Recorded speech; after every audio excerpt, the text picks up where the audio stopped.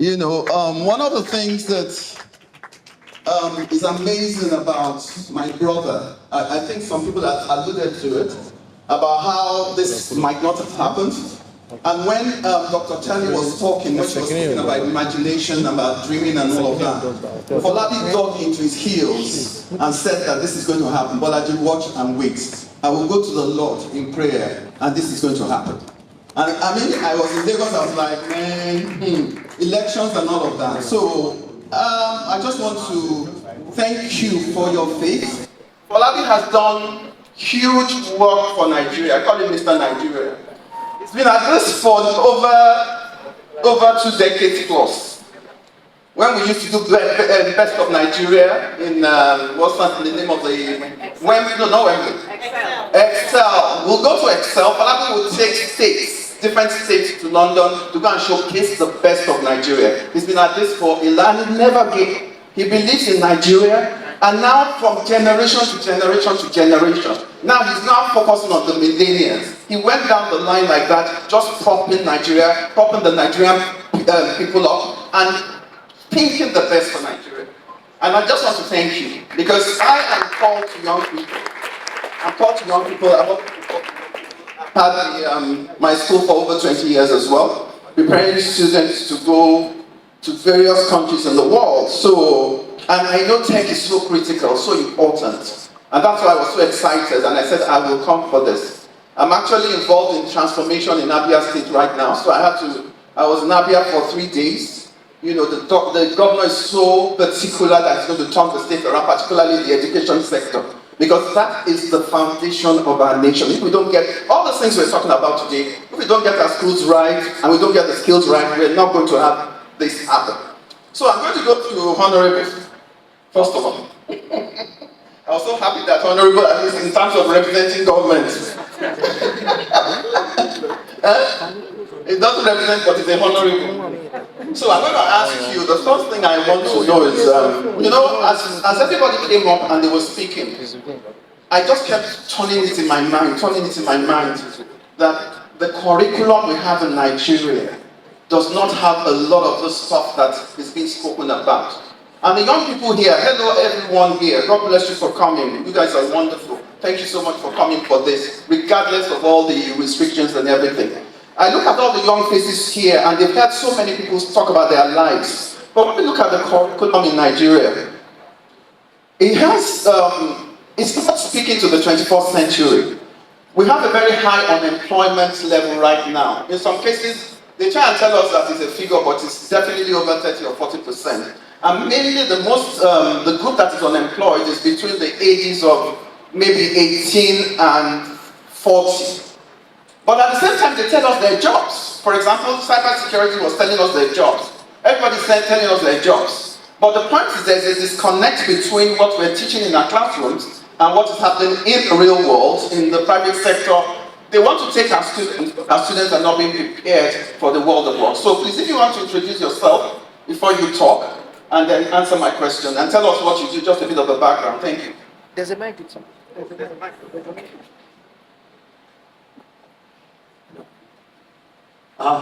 Good evening, everyone. My name is Mayokun Edu. I am a parliamentarian. I was a member of the House of Assembly in the state between 2003 and 2007.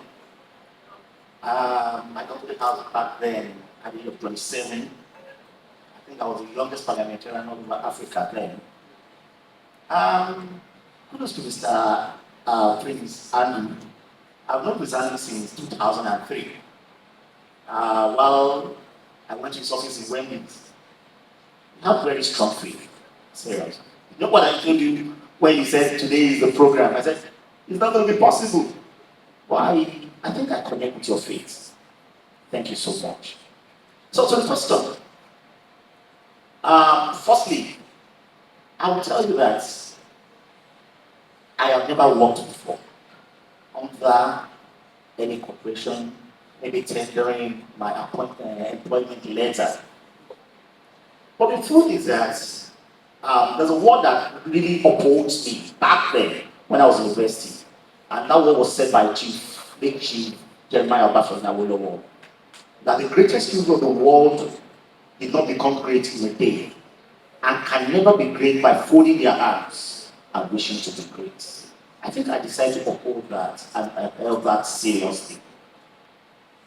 I'm not this kind of a person that believes we need to rely on government all the time. For example, when you look at all the speakers that are spoken here today, you will discover that none of the speakers has leaned on the government. We have our phones, just as I said earlier on. There are a lot of benefits inside, even personally, there are a lot of courses that I've done via internet. Just to upgrade myself, just to open myself to some other light. I did civil engineering in my university days, I think for University of Ilorin. And at the moment now, I'm a financial consultant. How do I become that? I didn't study accounting, I didn't do any financial, but I went through the internet and I picked up some courses and I said it. And I became a consultant to the Bank of Industry. So there are ways we can actually develop ourselves. Fine, government needs to upgrade the system. Government needs to upgrade the system, but God help us in Nigeria. God help us in Nigeria. We were discussing something earlier today. History has disappeared in our curriculum. It's not a fair thing. To me, I don't like it. But how do we help ourselves? Fine, we can always talk about it. But when you say it and government does not follow it, then what do you do? So there are ways that we can develop ourselves on individual basis, especially to the younger generations. There are different ways we can develop ourselves. And the tech is out for us here. If while I was growing there, I got to university in 1993. Maybe if while I was growing there, maybe if this kind of opportunities were, maybe I would have even gone further than what I am today. But you have the opportunity now. Please limit the TikTok, limit the Instagram, and get something positive to do with all those things. And take it. Don't lean too much on what the government will do for you. The field is large. The space is large. Don't make the space empty. Get yourself busy and get something positive doing. Thank you very much. I just before I ask Mr. Oyenike, just to say something about same thing with me. I've never worked with anybody in my life actually. So, and I've been at it for over 30 years. I've always been on my own, and I've owned over 15 businesses in Nigeria. When I got back from the UK, Falabi decided to stay back. I decided to come and chance it, as it were. But everything I saw was an opportunity. I didn't see a problem. So anytime I saw an opportunity, I started a business. That's what I did. And I went on until I got into education, and I realized I could not do all of that anymore. But just to say one thing about what you said, I just heard somewhere where the Bonner boy, I think he had a concert in the US, and he was paid $1 million for the concert. And that is what is about this next generation now. The kind of jobs that we were doing is not the kind of jobs, we're looking at jobs that don't even exist. When, I think somebody was talking about, one of the speakers about Obi earlier on, before you can actually go out there and say you have to do your music, you have to get a manager. But these days you just post it online and somebody sees it. I think the first speaker spoke about that. So that's the kind of opportunity. So I want you to speak to that, Oyenike. What are the kind of opportunities that Gen Z has and millennials now that we didn't have? And then how do they take advantage of those opportunities in order to become prosperous, and to be successful? Thank you. And please introduce yourself. Tell us a bit about yourself. Thank you. All right, good afternoon, everybody. My name is Oyenike Adeleke. I am a business consultant. I'm a mental health advocate. And I've been with Dr. Abolaji for over 6 years. He's my boss. And each time we have an opportunity to do this, I count it a very, very privilege. I want to help me celebrate him this evening. Alright, so I would say that I'm a part of the Gen Z and then a part of the older generation, so I'm kind of in the middle. And I really love the question because I would not say they should get rid of Instagram and social media because that's where life is. Social media is where the tech people are actually making their money now. Unfortunately, not everybody knows how to harness the greatness of social media. So like one of the speakers said, while you are busy watching what other people are posting, you should be the one posting so that people can watch what you're doing. My husband would always say that the people that make money on social media don't stay there. They drop what they have to do and they leave. So you go there and consume so they make money off your consumption. So what he's saying is that don't waste time watching what every other person has achieved. Try and use it and harness it to your advantage.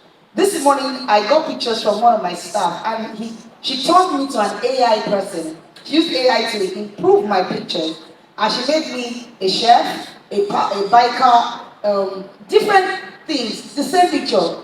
And I looked at it and I'm like, okay, so this is me with AI without leaving my house into a studio. Social media tech has gone far. And this generation are at a disadvantage at the same time at an advantage. If you are smart enough, you would understand that there are a whole lot of things that you can get from tech. So I would say to you as a tech person, because while we started, I conducted some interviews for young people and I'm asking them, what are your expectations? And I met a young guy that said, I'm a pilot. Another person says, I'm a product designer. Another person says, I'm into aeronautics. I heard names of things that I've not heard before, everything in tech. So the opportunities there, but best way to harness it is not to sit back and just wait for things to happen. You need to think. I love what you said, imagination. Every morning, every day you wake up, so everything I've heard there, how would you imagine it? What are you going to create differently? I practically did a session on social media and I had a class full of people and I just stepped out of my room. And they paid 50,000 naira each. And I had over 50 people in that class. And the truth of the matter is, you can teach people how to smile. You can teach people how to work. People go to social media and ask, how do I dress up today? In fact, there's so many social media tools that you can use to make money. So you will learn for free on social media. Create a class, post it and people will pay for it. So you can harness so much, you can make so much money, you can do so many things. In fact, you can get a lot of certifications online. So you can rewrite your history, you can redesign yourself. In fact, you don't even have to enter a studio now to edit your pictures. Photographers have gone out of, in fact, you can use your phone to edit pictures, add another hair you don't have, change the color of your shirt, change the color of your nails, do so much. So I think as a tech person or a tech enthusiast, you need to step out and do more. The thing about this generation is there's a bit of laziness. Oh my God, and it's not physical laziness, it's mental laziness. They don't want to think. They don't want to go out of the comfort of that. You hear things like, oh, soft life. Especially the ladies, I want soft life, I don't like stress. You can't make it. It's true. I left my house 6 a.m. to be here. While I was here, I've done 2 meetings online. And you think that people that make a lot of money are just sitting down there folding their hands and waiting for things to happen? No. I've heard about, she's been at this for 30 years and she's looking like this, and she's 61 and she's looking like this. If by the time you are 61, how would you look? You need to ask yourself, like, this is a child. In fact, I love this gathering. It's 2 generations in one. And you hear the older generation talk like this, look like this, you should be challenged. I am 43, my first daughter is in final year. And when she was born, I was like, by the time I'm 61, I'll be close. I think I have a good role model. And then somebody sat down behind my back and said that, Oyenike, I think you're going to go like that. I say yes. Now she has said it, I'll make sure that I'm like her by 61. Because that's the challenge. Oh yes. Because she doesn't have all the things that I have. Right now I can gym in my house. I can go online and watch videos and gym. I don't want to enter a gym. I think the problem of this generation, they have too many resources at their disposal. And then they're not doing anything. While we were growing up, we would practically pay for everything. We didn't have phones until we were in final year. We could not even go for holidays. But I guess because everything is available, it's making them lazy. So if your mental laziness is something you can work on, I think this generation has a better future. Yes, sir. Thank you. Thank you so much. Thank you so much for that. And that's one thing that has been complained about Gen Z, about HR. You know, a lot of people are saying we're employing Gen Z into our companies and they don't have the right work ethics. You know, so it's becoming a bit of a challenge, and that's what she's alluding to. You know, so you have the best of both worlds now, but the way, I think, particularly with Nigeria, we've lost a lot of the values that we all grew up with. We've lost it. But the most important thing that I think I'm hearing from my panelists here is that you must hold on to the new as well as also look at the old. The way we are bringing you up is to say, let us put the values that we had. We are saying to you that this is what made us who we are today. And I know that it's hard work. My brother knows that, and he knows my mother. We are 6 of us. We are 6 of us. You know, so it's hard work that gets you to where you are supposed to be. You can have all the tech tools in the world. If you're not ready to work hard at it, and then critical thinking. Unfortunately, Nigeria, the way we are taught in class is rote learning. A lot of people cram stuff, they cram things, but they don't think. And unfortunately, also a lot of people cheat their ways through exams. So when you get to university, you cannot really think about the thing. As you step out there, every single thing there is a problem that is waiting to be solved. That's what we're saying to you guys. Nigeria is full of great opportunities. Why did I come back here? That's why I came back, and that's why there's no way anybody, none of us will want to go anywhere. This is where to make the money. This is where to make the money if you know how to. So as we're looking at all these issues, I'm still a bit concerned for their sake as well. And I speak to, because I have a lot of young people that I talk to. I still want us to talk a bit about what government can do. We cannot dispense with government, no matter what we say in Nigeria. As we're talking, I'm sure some people are here who are, I have access to government, I work with government, I've made sure I work with government all the time.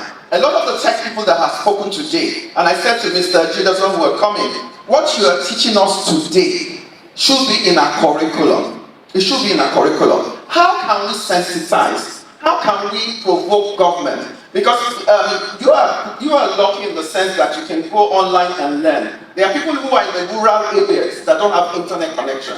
There's no fiber. In fact, they told us that it's now 200 and something if you're on bandage or bandits. Anyone that they are calling or abandoned if you don't even have light. So they are telling us that light, everything is expensive. So how do we get, Nigeria is 200 billion, by 2050 we're going to be 400 billion, third largest nation in the world.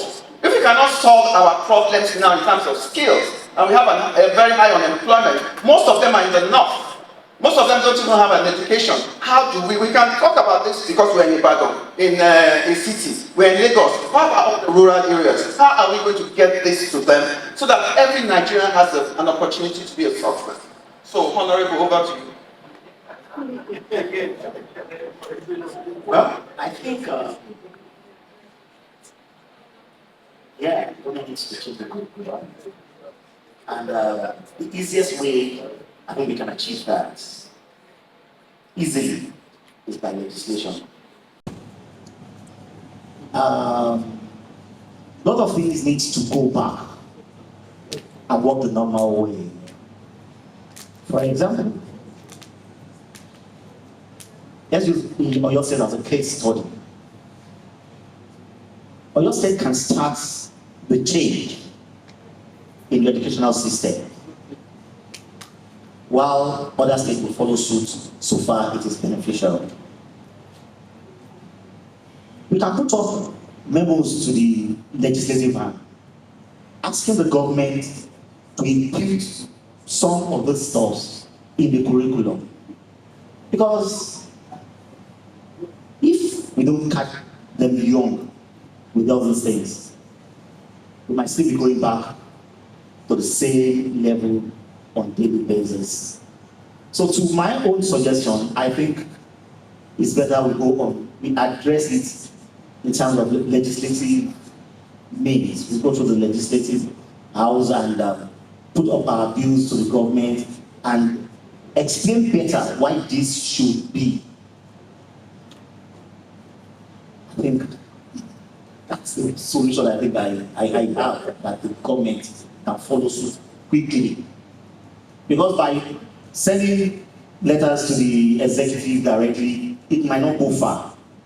Because every government or every governor or every representative of government has their personal mission, in the government. So far, they don't have that before coming to the government. It is always difficult to push them to it. But the easiest way, when you go to the legislative arm, yes, government can now sit down, maybe have a public hearing on it, and follow. And I was just going to add that even Mr. Andrew, as you gather diaspora and you gather very powerful men and women together here, it's good to come into the country and fly out. I think it's important to have a consortium as well that can put together the tech skills that are important. For example, I was just, cyber security is so powerful. I was just talking about that. That the salary of, if you're in the US, the starting salary is about $15,000 a month that you can earn, and that's like if you're in the US. If you're working remotely here, you can earn a lot. So I think it's important because if we talk about tech things and we don't, like I said, if we don't talk to government to enrich, and state governments have an autonomy because it's on concurrent lists. So they have an autonomy to tweak the curriculum. So we're doing that. That's one of the things we're going to do with Abia State. We tried to do it with Lagos State. They did it as well, and they brought skills into secondary schools. The earlier a child starts to talk about robotics and coding from primary school, that is the better, and these are digital natives. So I think if we can have a consortium and say, let us even look at this curriculum. Because you're saying a lot of things are supposed to be in the curriculum, and if I ask our UI students here, most of the things you're talking about are not in their curriculum, even at university level. So we have to be able to integrate that, so that what you taught today can be taught in modules. Yes, it can be certified. They can come afterwards and get a certification later, but why not start early, so that the foundation is made there? Having said that, I know that Ezra Olubi started Paystack in Bangkok University when he was there.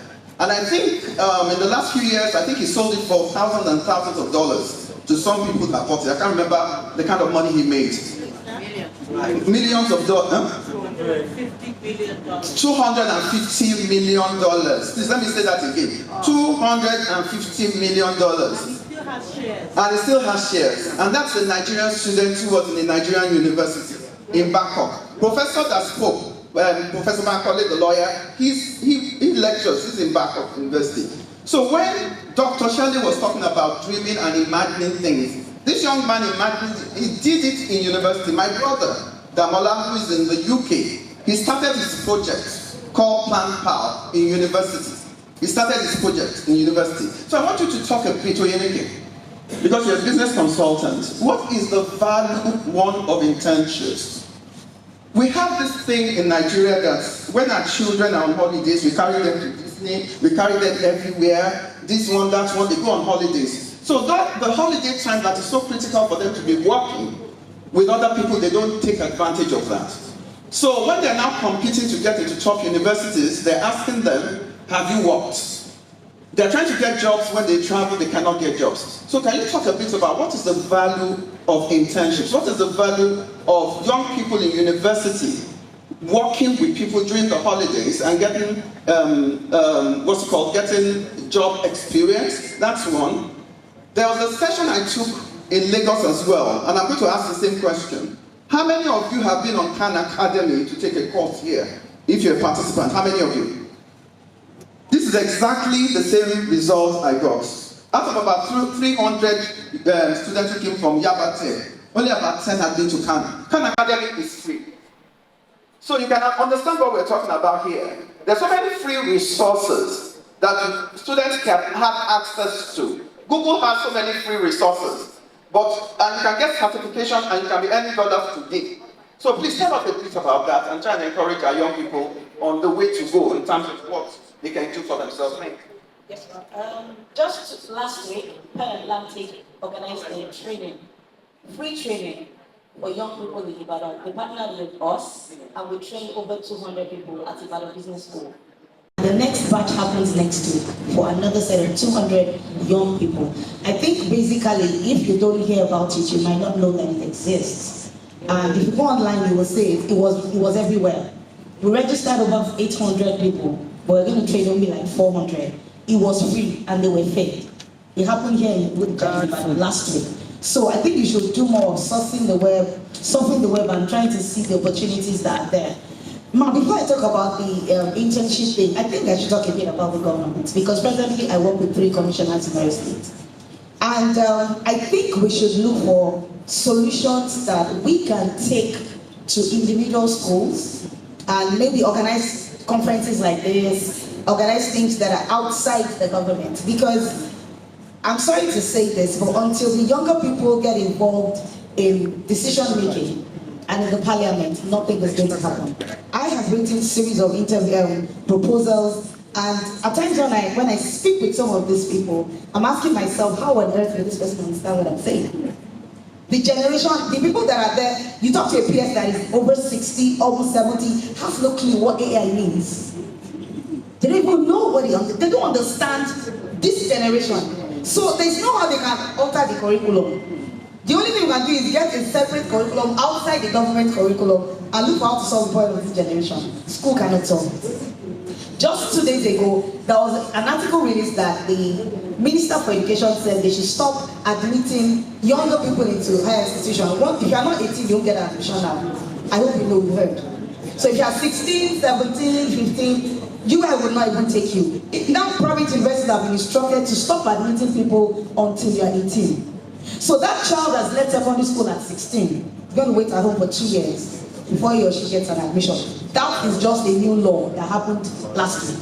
So my question is, what happens to those children that leave primary school at 4 years old, which is wrong, and then they leave secondary school at maybe 14, and then they will go straight into higher institution? Some of them are doing very well. They're so intelligent. By 16, 17, their final year, they're doing their project, but guess what? They leave the country because the system cannot accommodate them. So you hear some decisions made by government and you're like, what? Why? Who made this decision? Like, you ask the question, the person that made this decision is 74 years old. He has no clue what is happening in this generation. So I think the solution is way beyond the educational system. I think people like Pretami should keep organizing things like this, while we learn outside the 4 walls of the school, so that people can get knowledge behind the tertiary institutions. My brother went to Lautech in 1994-95. He's the first born. The last born went in 2015. And we saw the handout that the person in 1993 used. It was the same handout that the person in 2007 used. Yes, sir. And my father looked at him and said, Tobama, make it, you cannot use this handout. Just go to school, leave, collect a certificate, and go and do something with your life. If your brother that is almost 20 years older than you, they are using the same handout for both of you. Nah. That was when I knew there was a problem. So if you are in university, just know that so you can have a certificate, and then you do something with your life while you're there. The educational system in Nigeria cannot help you. Except you want to be the regular person. When you're done, you get a civil service job, and then maybe you start selling something by the roadside. You just want to live a normal life. But if you want more, I'm telling you, you need to ask for more, do more. Come to conferences like this, join associations, belong to things online, go off the internet and read. And then you can do something with it. And when you have the idea, make sure you share it with a younger person or someone that is exposed. All the people here are exposed. If you take your ideas to some people, they'll tell you it's not possible. They will kill the idea right there and then. And they will tell you that you're being too optimistic. It's a whole lot. Sorry, let me just cut in there. Bosun Tijani would not have been in government if he didn't start something. So there's a place for government. Some people young people who are here should aspire to go into government. Thank you. You must aspire to go into government. Because if we leave everything and we say that we can do it, we cannot scale like this. And we have to scale. We're going to be 400 million in 2050.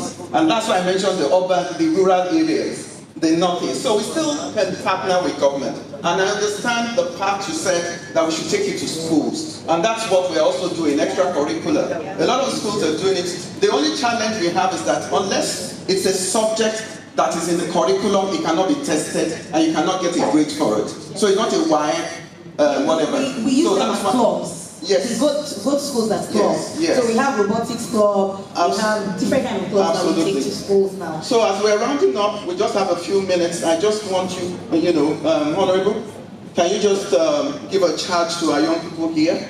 And going forward on at least whatever they've taken out of here, what they can do with it as they go forward. Thank you. Well, once again,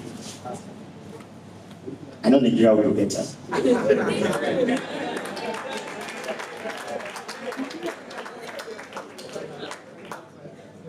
We cannot run away from it. Yeah. And we won't leave it for another person. We are the person that will change the narrative. And I believe God will help us to change the narrative. Mr. Falabi is changing the narrative. So what am I doing to change the narrative as well? What are you doing to change the narrative as well? My advice, the younger generation should wake up.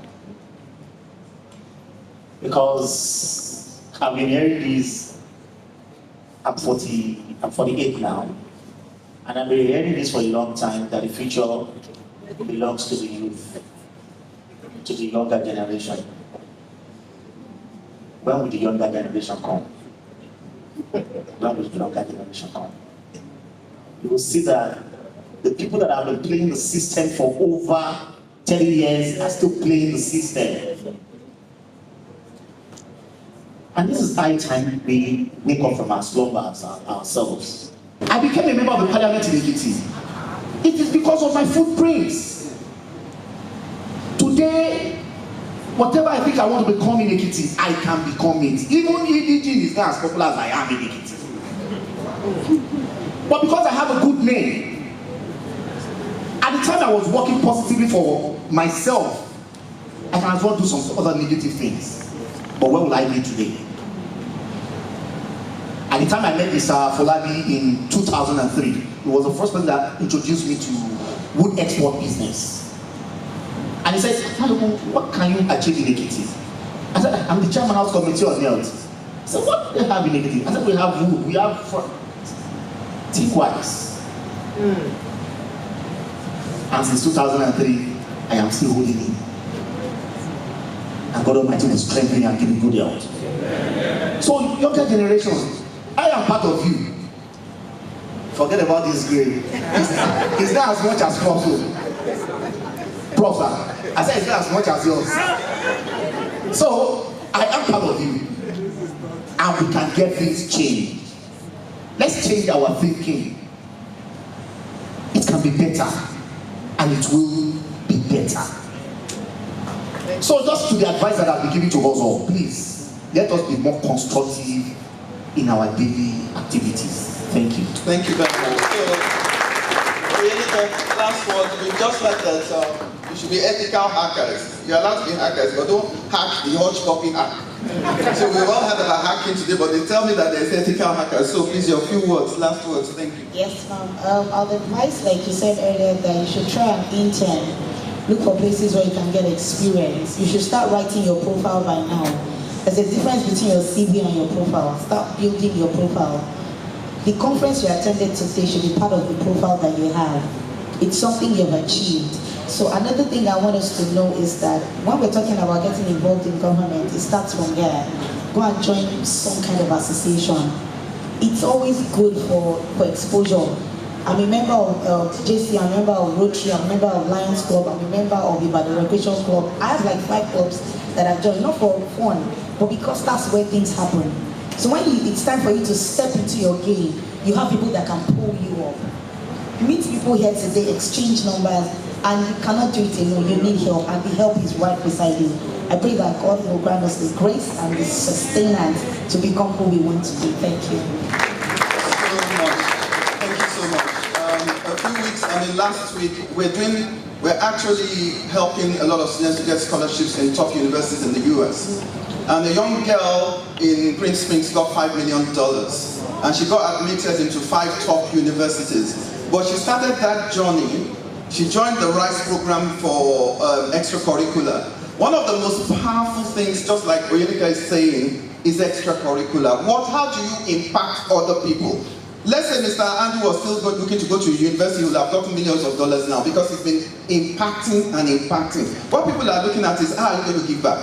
And we have to begin to give back. Just as he was giving to you today, you must also think that, what am I going to go and give back to the other people that were not able to come? Which school can you adopt in Ibadan?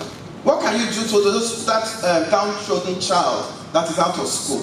So those are the kind of things that we're trying to say to you, that you also must give back. Everybody that is sitting on that seat, let me tell you one thing. We all start on the seat that at your age, at 16. But then we were sitting on that seat and we were thinking 10 years down the line, we will have children. Whatever Mr. Diron mentioned, that he went to South Africa and he had to sow a seed. He sowed a seed of $9,000, right? 7,000. And when you were being paid, when you came, you were paid $1,000, and then everybody gasped. But he invested in his own future. He invested in his children that he hadn't even given birth to future. So now he can send his children to the best school. So that's what we're saying to you, that on that seat you are sitting, please think of your children. Think about the children that are in your loins that are coming. And school fees is not a joke.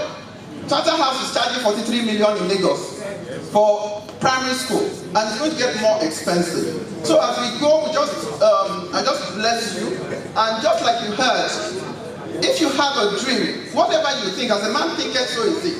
Today, everything that they have told you today, please go and meditate on it. Go and imagine yourself as a Bill Gates, and a Zuckerberg, and that you are a powerful Nigerian. In fact, you are the president of Nigeria, so you can change things. That's what we have said to you today. So you change the paradigm of Nigeria through your imagination, knowing that everything is possible. Do not ever say no. Everything is that. Say whatever they say. What does Jerry Eze say? Jerry Eze, he says, what God cannot do is not exist. So that's what we want to lead you to today. God bless you all, and thank you for listening.